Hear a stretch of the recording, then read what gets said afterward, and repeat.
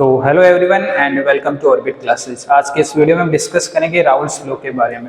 Raoult's law के अंदर फिर हम देखेंगे ideal non ideal solution, positive negative deviation जो नॉन आइडियल सॉल्यूशन शो करती है उसको डिस्कस करेंगे, फिर एजियोट्रोपिक मिक्सर्स की तरफ जाएंगे। तो सबसे पहले इन सबको पहले पढ़ने से पहले आपको एक बेसिक टर्म्स है उसके बारे में कुछ पता होना चाहिए, जो कि वेपर प्रेशर। वेपर प्रेशर क्या होता है? वेपर प्रेशर, तो वेपर प्रेशर क्या होता है? जो प्रेशर एग्जर्टेड होता है किसी भी सरफेस पर, लिक्विड की सरफेस पर जो वेपर प्रेशर एग्जर्ट करता है उसी को कहते हैं वेपर प्रेशर। तो इसकी डेफिनेशन क्या होगी? The pressure exerted by vapour on the surface of liquid is known as vapour pressure. देखो इसको एक एग्जाम्पल से समझते हैं। जैसे हमारे पास एक कंटेनर है, इसको हमने ऊपर से कर दिया बंद, ठीक है। ये हमारे पास एक कंटेनर है, इसको ऊपर से बंद कर दिया, इसमें प्रेजेंट है लिक्विड, वाटर प्रेजेंट है लेट से। अब इसको करते हैं हीट करेंगे तो क्या होगा? वेपर बनेगी, वेपर जाएगी यहाँ, वेपर उससे बन के यहाँ जाएगी, ठीक है। और अब ये वेपर क्या करेगी? वापस नीचे आके इसकी वाटर की सरफेस के ऊपर प्रेशर लगाएगी। जो वेपर जो प्रेशर लगाएगी वाटर की सरफेस पर, उसी प्रोसेस को क्या करते हैं? Vapour pressure. अब देखो लिक्विड पहली प्रोसेस क्या होगी? हीट करेंगे तो लिक्विड किस में कन्वर्ट होगा? वेपर में। और अगली प्रोसेस क्या होगी? इक्विलिब्रियम पर जब भी आ जाएंगे तो वेपर किस में कन्वर्ट होगा? लिक्विड में। जब लिक्विड वेपर में कन्वर्ट होता है उस प्रोसेस को क्या कहते हैं? वेपराइजेशन।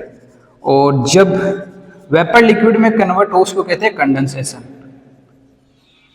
और ये जब दोनों इक्वल हो जाती है ना इक्विलिब्रियम स्टेट पर, ये दोनों इक्वल हो जाती है, तो आपसे पूछे वेपर प्रेशर क्या होता है? तो प्रेशर एक्सर्टेड बाय वेपर, जो vapour on the surface of liquid या किसी भी सरफेस, वो भी लिक्विड का, ठीक है, या वाटर जो भी हमारे पास, उसके ऊपर जो प्रेशर एक्सर्ट करेगा उसी को हम कहेंगे वेपर प्रेशर, ठीक है।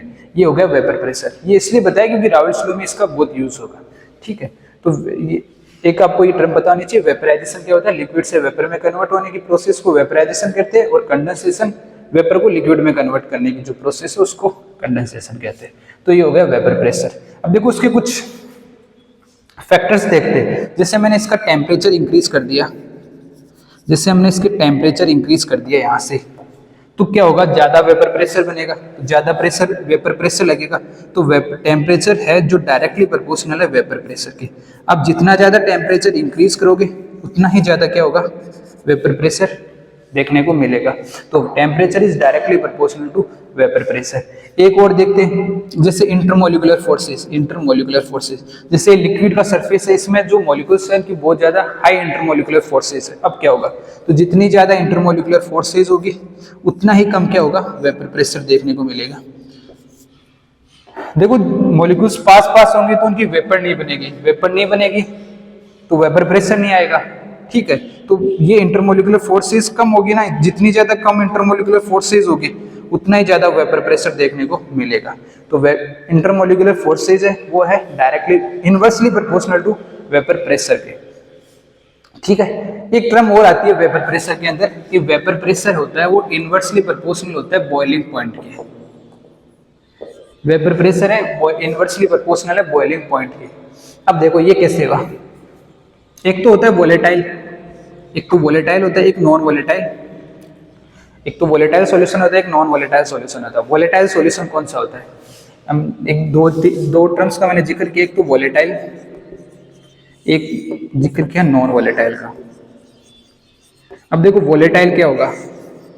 वोलेटाइल सॉल्यूशन वो होते हैं जो वेपर बनाते हैं, और नॉन वोलेटाइल कौन से होते हैं? जो वेपर नहीं बनाते, ठीक है। अब मैं जब भी कहूँ वोलेटाइल तो आप समझ लेना जो वेपर बनाते हैं, नॉन वोलेटाइल जो वेपर नहीं बनाते। अब जैसे लिक्विड है ये वेपर बनाता है, ठीक है, तो ये वोलेटाइल सॉल्यूशन हो गया। अब इसमें मैंने कुछ लेट से मैंने इसमें नमक ऐड कर दिया, सोल्ट ऐड कर दिया।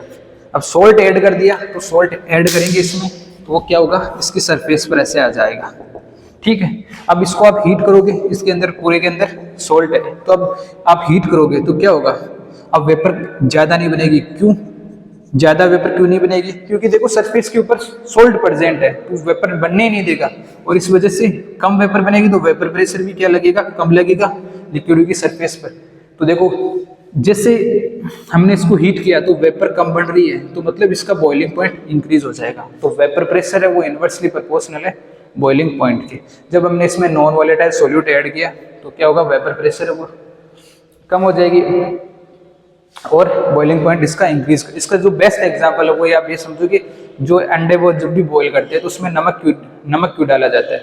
नमक इसलिए डाला जाता है क्योंकि नमक क्या होगा? उसकी सरफेस पर आ गया, ठीक है, तो उस वजह से क्या होगा? उसका बॉइलिंग पॉइंट कम, ये वेपर प्रेशर कम, वेपर कम बनेंगे तो वेपर प्रेशर कम होगा, और वेपर प्रेशर कम बनेगी तो बॉइलिंग पॉइंट इंक्रीज होगा, मतलब वो ज़्यादा जल्दी बॉयल होंगे। इस वजह से उसके अंदर सोल्ट डाला जाता है। तो यहाँ सोल्ट क्या है? सोल्ट तो है सोल्यूट, जो लेसर अमाउंट में प्रेजेंट होगा वो तो क्या हो गया? जो लेस अमाउंट में प्रेजेंट हो गया वो तो हो गया सोल्यूट, और यहाँ पे सोल्यूट क्या है? सोल्ट, और एक होता है सोलवेंट, और जो प्रेजेंट होगा मोर अमाउंट में जो कि वाटर, ठीक है। तो नॉन वोलेटाइल इसके अंदर हमने सोल्ट ऐड किया जो कि सोल्यूट, और सोलवेंट है वो है सोलवेंट है जो है वाटर, ठीक है। तो ये वेपर प्रेशर के बारे में। अब चलते हैं हम रावल्स लॉ के बारे में, जो कि आपके काफी इंपॉर्टेंट है। रावल्स लॉ की कहीं ना कहीं जो चीजें वो इससे लिंक होगी, आगे की जो भी चीजें बढ़ेंगी वेपर प्रेशर का हर जगह यूज होगा। लेकिन वोलेटाइल और नॉन वोलेटाइल को भी आपको अच्छे से याद रखना है, ठीक है।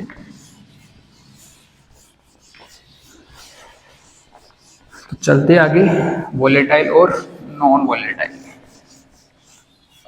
सॉल्यूशन हो गया, रावल्स लॉ पर चलते हैं।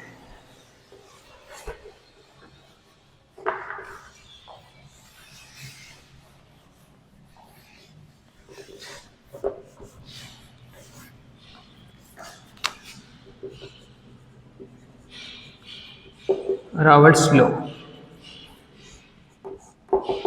देखो रॉबर्ट्स लॉ क्या होता है? जैसे एग्जांपल से समझते हैं इसको। एक हमारे पास ये कंटेनर है, एक कंटेनर ये है, ठीक है, ठीक है। अब हम इसके अंदर कुछ लिक्विड प्रेजेंट है, इसमें भी कुछ लिक्विड प्रेजेंट है, ठीक है। अब क्या होगा? इसका वेपर प्रेशर होगा। वेपर प्रेशर तो लगेगा जब हीट करेंगे तो वेपर प्रेशर को हम PA नोट मतलब वेपर प्रेशर ऑफ प्योर। और यहाँ एक चीज ध्यान रखना, इस पूरे चैप्टर में हम एक को क्या लेंगे? एक को तो हम सॉल्वेंट लेके चलेंगे और बी को लेके चलेंगे सोल्यूट। जब भी मैं जैसे ये लिखा PA नोट तो मतलब vapour pressure of pure solvent, और ये नोट का मतलब वेपर प्रेशर ऑफ नोट मतलब प्योर, और ये A मतलब सॉल्वेंट, और एक हमारे पास है ये PB नोट मतलब vapour pressure of pure solute, ठीक है। अब इन दोनों को हमने क्या कर दिया? मिक्स कर दिया, ठीक है। तो ये हमारे पास एक सॉल्यूशन बन गया, ठीक है। तो ये है P, टोटल हमारे पास क्या आएगा, ठीक है। पहले ये प्योर का था, अब ये दोनों इम्प्योर हो गए, ठीक है। अब देखो, अब इसका ये हमारे पास क्या है? PA जो कि है ये हमारे पास है सोलवेंट, और इसका वेपर प्रेशर है PA नॉट, ठीक है। ये क्या है? सोल्यूट, और इसका जो वेपर प्रेशर है वो PB नॉट है, और ये क्या हमारे पास आ गया? सॉल्यूशन। ये हमारे पास सॉल्यूशन आ गया। तो यहाँ से क्या चीज है? अब ये PA नोट था, ये PB नोट था। नोट मतलब ये नोट दिखा रहा है, प्योर को रिप्रेजेंट कर रहा है, प्योर, ठीक है, प्योर सोल्यूट। अब ये दोनों इसके एक साथ आ गए तो इम्प्योर हो गए, तो अब मैं PA आएगा और एक PB नोट यूज करूंगा। PA नोट क्या है? PA नोट नहीं, PA नोट तो ये था जो कि क्या था? Vapour pressure of pure solvent. PB note vapour pressure of pure solute. अब PA है जो क्या है? वेपर प्रेशर ऑफ, ये वेपर प्रेशर ऑफ किसका? सॉल्वेंट का हो गया, ठीक है। वो भी प्योर नहीं, इम्प्योर हो गया, ठीक है। और ये सोल्यूट का हो गया, इम्प्योर का, क्योंकि ये दोनों मिक्स हो गए। अब तो टोटल वेपर प्रेशर क्या लगेगा इस पर? Total vapour pressure PA plus PB। ये जो P टोटल है ना, P टोटल तो यही लगेगा, total vapour pressure PA plus PB। Impure के लिए PA नोट यूज करते हैं, प्योर के लिए तो PA नोट यूज करते हैं, इम्प्योर के लिए PA यूज करते हैं, ठीक है। अब देखो PA नोट है, पी ए नोट, इसको क्या कैसे रॉबर्ट्स लॉ के फॉर्म में कैसे लिखेंगे, इसको लिखते हैं मोल, ये जो मोल फ्रैक्शन है, मोल फ्रैक्शन को अब जब भी पी ए को कैसे लिखेंगे, मोल fraction of A multiply by P A note, ये इसको लिखने का तरीका हो गया, ये मल्टीप्लाई में, ठीक है। वेपर प्रेशर ऑफ सोलवेंट, कौन सा, ये impure in solution is equal to the mole fraction multiply by vapour pressure of pure solvent, ठीक है। और पी बी क्या आएगा, vapour pressure of B, mole fraction of B multiply by P B not, ये चीजें आएगी हमारे पास। अब इनको साथ लिखते हैं एक साथ, ये हाँ, पी टोटल क्या है, पी ए को क्या लिख सकते हैं,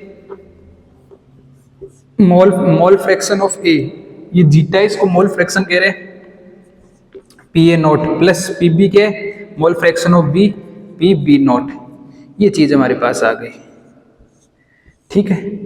ये मोल फ्रैक्शन को कैसे निकालते हैं, देखो मोल फ्रैक्शन को, जैसे कोई कंटेनर इसका 4 मोल है, इसमें 5 मोल है, ये ए बी है, तो आपसे पूछे मोल फ्रैक्शन ऑफ ए क्या है, तो मोल फ्रैक्शन ऑफ ए निकालना है तो ए के mole upon total mole, mole fraction of B क्या है, बी के मोल अपॉन टोटल मोल, ठीक है। जिसके पूछे वो ऊपर लिखना है अपॉन टोटल मोल, जैसे 9 कैसे है, ये 4 + 5 ऐसे, नीचे हमेशा सेम 4 + 5 9, ठीक है। तो जिसके मोल ऊपर, मोल फ्रैक्शन पूछे इसके ऊपर लिखना है अपॉन टोटल मोल, ठीक है। और इन दोनों का सम क्या होता है, हमेशा 1 होता है, mole fraction of A plus mole fraction of B हमेशा क्या होता है, 1 होता है, ठीक है। इसी प्रॉपर्टी का यूज करेंगे, mole fraction of A plus mole fraction of B 1, इसी चीज का यूज करके यहाँ पुट करते हैं पी टोटल।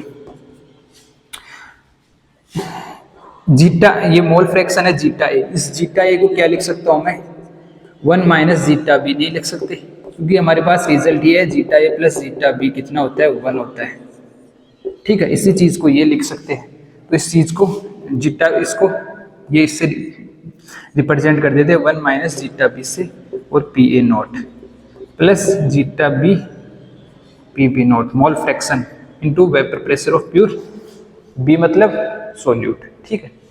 अब इसको अंदर मल्टीप्लाई करो, P A not minus P A not X B, X मतलब zeta mole fraction, zeta B P B not, ठीक है। अब इसमें जो कॉमन टर्म क्या आ रही है, पी ए नॉट तो बाहर, ये आ गया, कॉमन टर्म आ रही है जीटा बी कॉमन आ गया, बचा क्या, P B naught minus P A naught, ये टर्म आ गया पी टोटल हमारे पास। एक तो ये रिजल्ट आ रहा है, एक रिजल्ट और क्या आ सकता है, यहां मैंने जीटा ए को 1 - जीटा बी लिखा, अगर जीटा बी को, अगर अब की बार हम जीटा बी को रिप्लेस करते हैं जीटा ए से, तो पी टोटल क्या आएगा, zeta A P A not plus, बार ये जो मोल फ्रैक्शन ऑफ बी, इसको क्या लिखेंगे, मोल फ्रैक्शन ऑफ बी लिखना हो तो इस बी को यहीं रख देंगे, बी को उस तरफ रख देंगे, तो ये आएगा 1 - मोल फ्रैक्शन ऑफ ए, तो क्या आएगा, इसको इससे रिप्लेस कर देंगे, तो ये आएगा 1 - zeta A P B not, ये टर्म आ गए हमारे पास, ठीक है। अब क्या आएगा, zeta A zeta naught mole, फिर इसको अंदर मल्टीप्लाई कर दो, P B naught minus zeta A zeta B not, ये टर्म आ गई। कॉमन क्या चीज आ रही है, जीटा ए कॉमन आ रहा है, और ये पी बी नॉट, तो ये है P B not, common term आ रही है हमारे पास जीटा ए, और अंदर क्या बचा, फिर ये कॉमन आ गया, तो P A not minus P B not, ये टर्म आ गई पी टोटल की, ये 2 टर्म आ गए हमारे पास। अब देखो इनको कंपेयर करो, यहाँ जब हमने मोल फ्रैक्शन को इस फॉर्मेट जीटा ए प्लस ये mole fraction A plus mole fraction of B 1 आता है, तो इसको इससे रिप्लेस किया तब तो ये रिजल्ट आया, और इससे रिप्लेस किया तो ये रिजल्ट आया, ठीक है। ये 2 रिजल्ट हमारे को मिले, ठीक है। अब इसका एक इंपॉर्टेंट ग्राफ होता है, वो समझते हैं, ठीक है। देखो इसको स्टार्ट कैसे किया हमने, पहले हमने प्योर लिया सोल्यूट और सोलवेंट, फिर इन दोनों को मिक्स किया, फिर पी टोटल निकालना था, P total P A plus P B, ठीक है। पी ए को क्या लिखते हैं, mole fraction of A into vapour pressure of pure solvent, फिर पी बी को mole fraction of B into vapour pressure of pure solute, फिर इन दोनों को साथ लेके आ गए, फिर ये जीटा ए को एक बार वन माइनस जीटा बी लिख दिया और एक बार जीटा बी को वन माइनस जीटा ए को पुट कर दिया, और ये हमारे पास दो रिजल्ट है। अब इसका एक ग्राफ होता है जो कि काफी इंपॉर्टेंट है, उसको देखते हैं।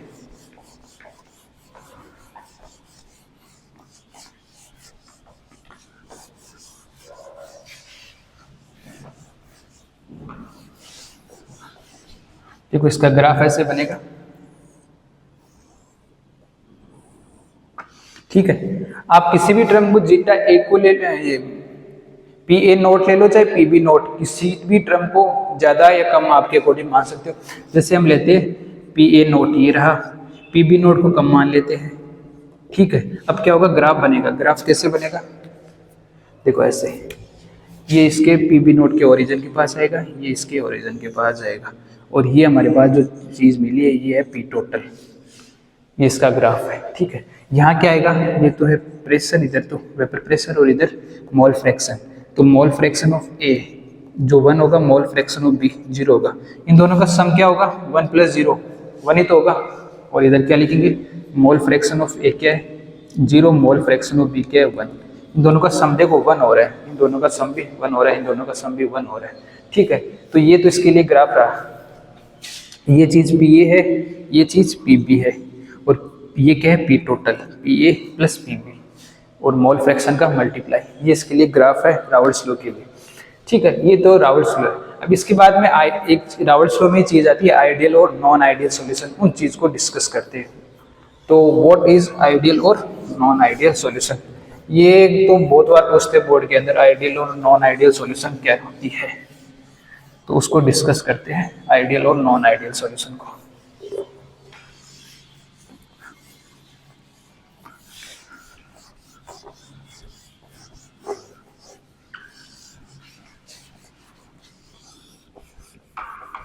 तो सबसे पहले आइडियल सॉल्यूशन क्या होती है, आइडियल सॉल्यूशन वो होती है जो रावल्ड्स लॉ को ओबे करे, जो रावल्ड्स लॉ को ओबे करेगा वो तो आइडियल सॉल्यूशन हो गई, और जो रावल्ड्स लॉ को ओबे नहीं करेगा वो नॉन आइडियल सॉल्यूशन हो गई। तो एक एक करके डिस्कस करते हैं आइडियल और नॉन आइडियल सॉल्यूशन को।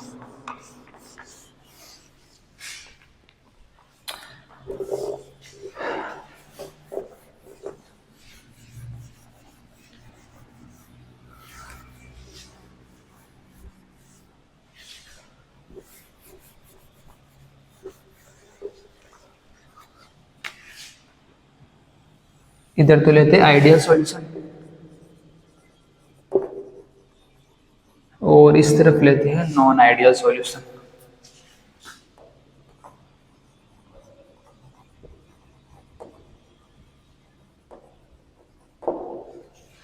ठीक है। अब इसके अंदर दो केस को डिस्कस करेंगे, एक तो देखेंगे पॉजिटिव डेविएशन, पॉजिटिव डेविएशन, और एक डिस्कस करेंगे नेगेटिव डेविएशन, नेगेटिव डेविएशन। तो इनके बीच में डिफरेंस अक्सर पूछ लेते हैं बोर्ड में, तो काफी बार पूछते हैं। तो आइडियल सॉल्यूशन कौन सी होगी, जो कि रावल्ड्स लॉ को ओबे करे, ओबे रावल्ड्स लॉ, जो सॉल्यूशन रावल्ड्स लॉ को ओबे करेगी वो तो होगी आइडियल सॉल्यूशन। और नॉन आइडियल कौन सी होगी, पॉजिटिव और नेगेटिव दो पार्ट में होगी, पॉजिटिव भी नहीं ओबे करेगी और नेगेटिव डेविएशन भी रावल्ड्स लॉ को ओबे नहीं करेगा। तो इसमें लिखना है डज नॉट ओबे रावल्ड्स लॉ।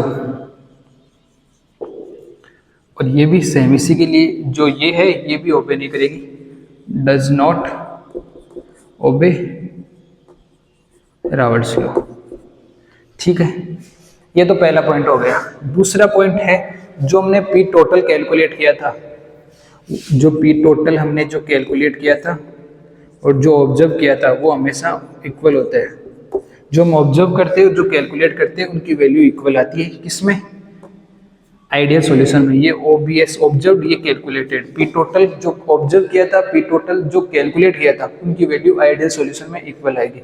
जबकि पॉजिटिव डेविएशन में क्या होगा, पी टोटल ऑब्जर्व की वैल्यू ज्यादा आती है पी टोटल कैलकुलेटेड से, ठीक है। और नेगेटिव डेविएशन में क्या आएगा, पी टोटल ऑब्जर्व की वैल्यू कम होगी पी टोटल कैलकुलेटेड से, ठीक है, ये है नेगेटिव डेविएशन के लिए। ठीक है, इन बातों को आपको सेम टू सेम याद रखना है और ये कि ये आपको बोर्ड में लिखनी आती है। अगला पॉइंट है इंटरमोलिकुलर फोर्सेस। इसको शॉर्ट में लिख दिया, इंटरमोलिकुलर फोर्सेस बिटवीन ए मतलब ये बताया था, मैंने बताया था ए किसके लिए पूरे चैप्टर में ए यूज करेंगे। ए मतलब पूरे चैप्टर में सॉल्वेंट है और बी मतलब सोल्यूट है।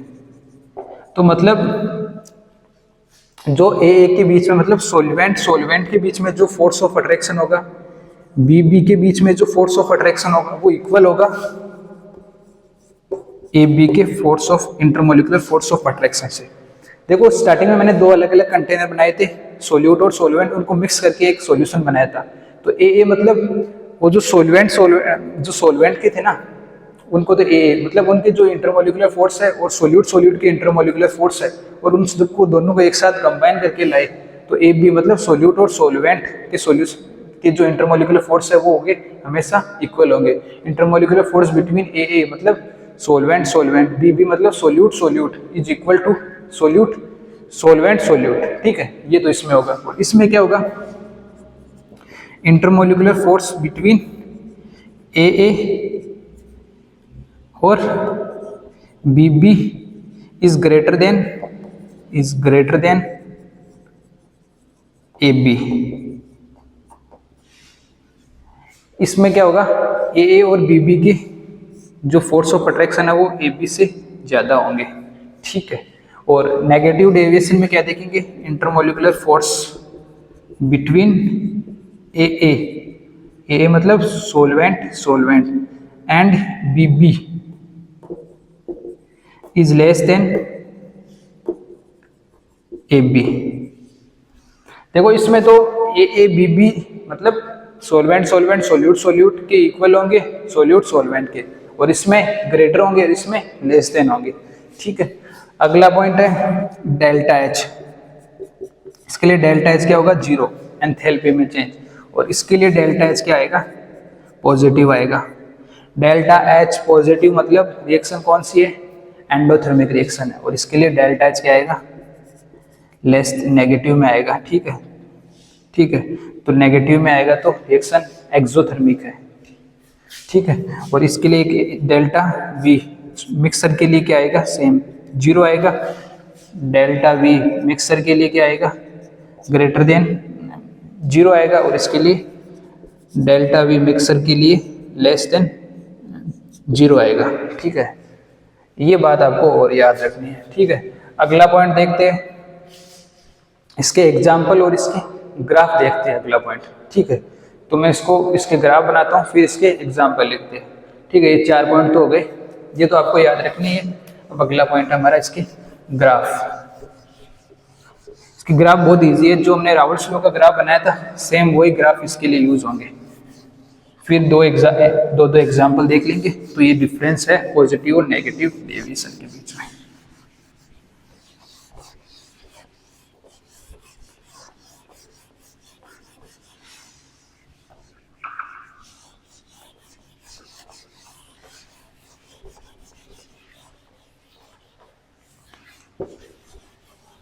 अब देखो इसके लिए ग्राफ कैसे बनेगा,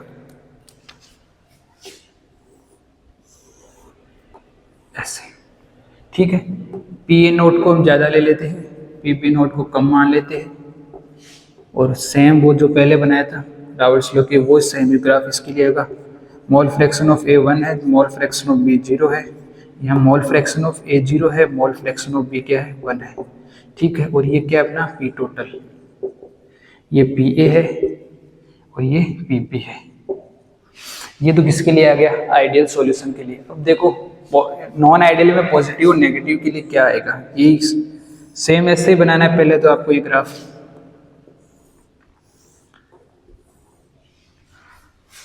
इस तरफ क्या है, वेपर प्रेशर को दिखाएंगे, और इस तरफ मोल फ्रैक्शन को। देखो ये ऐसे, तो इस तरफ तो लेते हैं हम पी ए और इस तरफ पी बी नॉट, और पहले ऐसे बनाओ, फिर इसको ऐसे और ऐसे। ठीक है, ये वो तो सेम ही हो गए ना। अब देखो चेंज क्या करना है वो मैं बताऊंगा। ये क्या है 1 zeta B, mole fraction 0, mole fraction of A 0, mole fraction of B 1। ठीक है, ये पी टोटल है। अब देखो पॉजिटिव डेविएशन में क्या चेंज होगा। पॉजिटिव डेविएशन में आपको करना क्या है, ये इस ग्राफ को ऊपर की तरफ ले जाना है पॉजिटिव डेविएशन शो करने के लिए ये।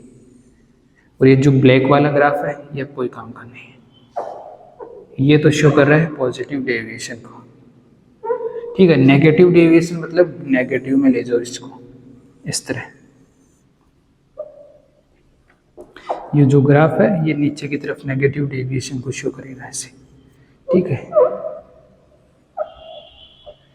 तो ये अपना नेगेटिव डेविएशन का हो गया। तो ये ग्राफ पॉजिटिव के लिए, ये नेगेटिव के लिए, ये आइडियल सॉल्यूशन के लिए। ठीक है, अब इनके एग्जांपल देखते हैं कौन कौन से इनके एग्जांपल हैं। जैसे chloro ethane plus bromo ethane, ये इसके एग्जाम्पल हो गए। मतलब इसके एग्जाम्पल ज़्यादातर होते हैं जिसकी से रिदम बैठती है, क्लोरो इथेन, ब्रोमो इथेन। ठीक है, बेंजीन, टोलविन। टोलविन क्या होता है, देखो बेंजीन तो ये होता है, और टोलविन क्या होता है, जब इसके ऊपर CH3 ग्रुप लग जाता है तो ये टोलविन बन जाता है। ठीक है, अब देखो पॉजिटिव के, देखो CCl4, CCl4 मतलब टेट्रा क्लोरो कार्बन। ठीक है, अब इसका आप रिएक्शन कराओ बेंजीन के साथ C6H6 के साथ। ठीक है, तो ये हमारे पास क्या आएगा, नेगेटिव, ये पॉजिटिव डेविएशन का ये एग्जांपल है। या आप इसको CCl4 को CH3OH के साथ कराओ, मिथेनॉल के साथ कराओ, तो भी कौन सा आएगा, पॉजिटिव डेविएशन। ये एग्जांपल्स डिस्कस कर रहे हैं। ठीक है, अब देखते हैं नेगेटिव डेविएशन का एग्जांपल। तो CHCl3 क्लोरोफॉर्म, क्लोरोफॉर्म को आप CH3OH मिथेनॉल के साथ रिएक्ट कराओ। या जितने भी एसिड है, जैसे HCl वाटर के साथ रिएक्ट करेगा, या HNO3 वाटर के साथ रिएक्ट करेगा। जितने भी एसिड वाटर के साथ जब भी रिएक्ट करेंगे तो वो नेगेटिव डेविएशन शो करेंगे। तो ये आइडियल और नॉन आइडियल सॉल्यूशन को देखा, रावल्ट्स लॉ पर बेस्ड था। पी टोटल हमने रावल्ट्स लॉ में कैलकुलेट किया था, इसमें क्या था, पी टोटल और पी ऑब्जर्व इक्वल आ रहे थे। पी जो टोटल कैलकुलेट और ऑब्जर्व किए थे ना वो इक्वल थे, जबकि इसमें जो पी टोटल ऑब्जर्व किया था वो कैलकुलेटेड से ज़्यादा था, और नेगेटिव में इसका अपोजिट। ठीक है, तो ये 5-6 पॉइंट बताए मैंने, ये आपको अच्छे से इस तरह, जैसे बोर्ड में पूछे तो इस तरह से पेज के बीच में लाइन बना के दोनों तरफ सेपरेट करके लिख लेना। और जेईई नीट में भी इसके ग्राफ पूछ ले, एग्जाम्पल पूछ लेते हैं अक्सर। ठीक है, तो ये आपको ध्यान रखना है। अब आगे चलते हैं, अगला टॉपिक अपना एज़ोट्रॉपिक मिक्सचर। एज़ोट्रॉपिक मिक्सचर क्या होता है?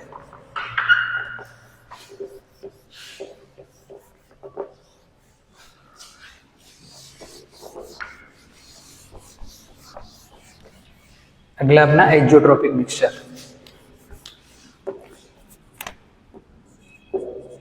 एज़ोट्रॉपिक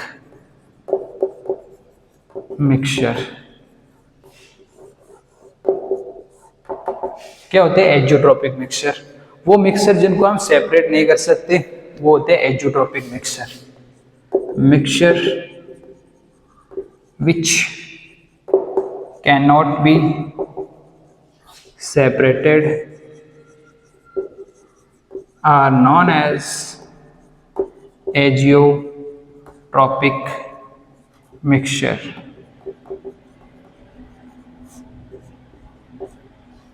तो मिक्सचर जो कि सेपरेट नहीं होते उनको कहते हैं एज़ोट्रॉपिक मिक्सचर। जैसे इसका एग्जांपल देखो, जैसे एक टेम्परेचर आपको दे रखा है, एक सॉल्यूशन है आपके पास जिसका टेम्परेचर 80 डिग्री सेल्सियस है, दूसरा उसका टेम्परेचर आपको दे रखा है 90 डिग्री सेल्सियस। ये दो अलग अलग आपके सॉल्यूशन दे रखे। अब आपको टेम्परेचर दे दिया 70 डिग्री सेल्सियस, क्या आप इनको सेपरेट कर पाओगे? अब इन दोनों को 70 डिग्री सेल्सियस पे इन दोनों सॉल्यूशन को गर्म करो, इनकी वेपर प्रेशर इन दोनों की नहीं आएगी। क्या पता चलेगा 80 वाला कौन सा है, 90 वाला कौन सा है? आपको हमेशा टेम्परेचर इनके बीच में रखोगे तभी सेपरेट कर पाओगे। अगर मैंने 85 डिग्री सेल्सियस टेम्परेचर रख दिया, 85 डिग्री सेल्सियस टेम्परेचर रखा, तो इसकी तो क्या बन जाएगी, वेपर बन जाएगी। और जो बचा वो क्या हो गया T2 सॉल्यूशन, दूसरा वाला सॉल्यूशन वो हो गया। तो इनके बीच में होंगे तब तो सेपरेट हो जाएंगे। और अगर मान लो मैंने टेम्परेचर 100 डिग्री सेल्सियस ले लिया तब तो इन दोनों की वेपर बन जाएगी, इन दोनों को सेपरेट ही नहीं कर सकते। या फिर 70 ले लिया, 60 डिग्री ले लिया, 50 डिग्री ले लिया, अब वेपर नहीं बनेगी इनकी, ठीक है। और अगर इनके बीच में होगा 80 से 90 तब तो सेपरेट हो जाएंगे। लेकिन अगर जैसे से अगर 79 भी हुआ तो भी ये सेपरेट नहीं होंगे, क्योंकि जैसे 81 हुआ तो इसकी वेपर बनना स्टार्ट हो जाएगी। तो मतलब ये अपन कहेंगे सॉल्यूशन जो पहला वाला सॉल्यूशन ये है, दूसरा वाला जिसकी वेपर नहीं बनी वो दूसरा वाला सॉल्यूशन ये। तो एजियोट्रोपिक मिक्सर कौन से होंगे? जिनको हम सेपरेट नहीं कर सकते, मतलब जिनका टेम्परेचर एक गिवन टेम्परेचर से या तो उससे कम हो या इससे ज़्यादा हो, मतलब ये सेपरेट नहीं होंगे। ये एजियोट्रोपिक मिक्सर है। देखो ये भी दो तरीके होंगे एजियोट्रोपिक मिक्सर, दो तरीके होंगे। एक तो मिनिमम एजियोट्रोपिक मिक्सर और एक मैक्सिमम एजियोट्रोपिक मिक्सर। एक तो होता है मिनिमम एजियोट्रोपिक मिक्सचर और एक हमारा होगा मैक्सिमम एजियोट्रोपिक मिक्सचर। ये दो तरीके के मिक्सर होंगे, ठीक है। अब देखो मिनिमम एजियोट्रोपिक मिक्सर क्या होगा। देखो जैसे मिनिमम में क्या होगा, एजियोट्रोपिक मिक्सर में बॉइलिंग पॉइंट क्या होगा, कम होगा। मैंने बताया था आपको, एक बॉइलिंग पॉइंट जो होता है वो इन्वर्सली प्रोपोर्शनल होता है वेपर प्रेशर के। ये टर्म आपको हमेशा याद रखनी है। बॉइलिंग पॉइंट है वो इन्वर्सली प्रोपोर्शनल होता है वेपर प्रेशर के। कैसे होता है? जब हम जैसे कोई नॉन वोलेटाइल सोल्यूट जो वेपर नहीं बनाता वो ऐड कर देते तो फिर वो वेपर प्रेशर तो बनाएगा नहीं और बॉइलिंग पॉइंट इंक्रीज हो जाएगा। तो वेपर प्रेशर अगर डिक्रीज हो रहा है, बॉइलिंग पॉइंट डिक्रीज हो रहा है तो मतलब वेपर प्रेशर इंक्रीज होगा। और मैक्सिमम एजियोट्रोपिक मिक्सर में क्या होगा, बॉइलिंग पॉइंट क्या होगा, इंक्रीज होगा, तो वेपर प्रेशर क्या हो जाएगा, डिक्रीज हो जाएगा, ठीक है।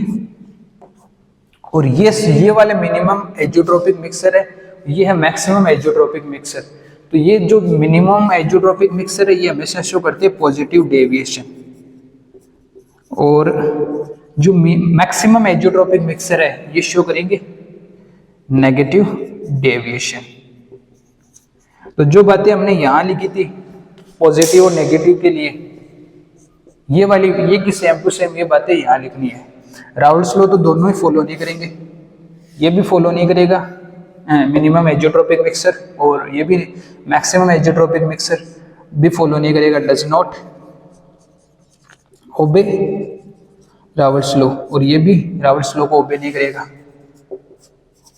ओबे नॉट, ये भी ओबे नहीं करेगा। और क्या देखा था, एक आपने देखा था इसके अंदर पी टोटल जो ऑब्जर्व था वो ज़्यादा है पी टोटल कैलकुलेटेड से, और इसमें क्या होगा, पी टोटल जो ऑब्जर्व है वो लेस होगा पी टोटल कैलकुलेटेड से, ये देखा था। और क्या देखा, इंटरमोलिकुलर फोर्सेस थे, ए मतलब सॉल्वेंट, बी मतलब सोल्यूट के ज्यादा थे ए बी से, सोल्वेंट से। और इसमें क्या है, ए सोल्वेंट, बी सोल्यूट के लेस होंगे ए सोल्वेंट से, ठीक है। और इनकी एक ग्राफ है और इनके एग्जाम्पल है, ठीक है। ये है एजियोट्रोपिक मिक्सर जिनको हम सेपरेट नहीं कर सकते, ठीक है। तो आज के लिए इतना ही, मिलते हैं अगली वीडियो में जिसमें हम डिस्कस करेंगे स्पेसिफिकली कोलिगेटिव प्रॉपर्टीज, जो 4 कोलिगेटिव प्रॉपर्टी है उनको डिटेल में डिस्कस करेंगे। तो आज के लिए इतना ही, मिलते हैं नेक्स्ट वीडियो में, तब तक के लिए बाय।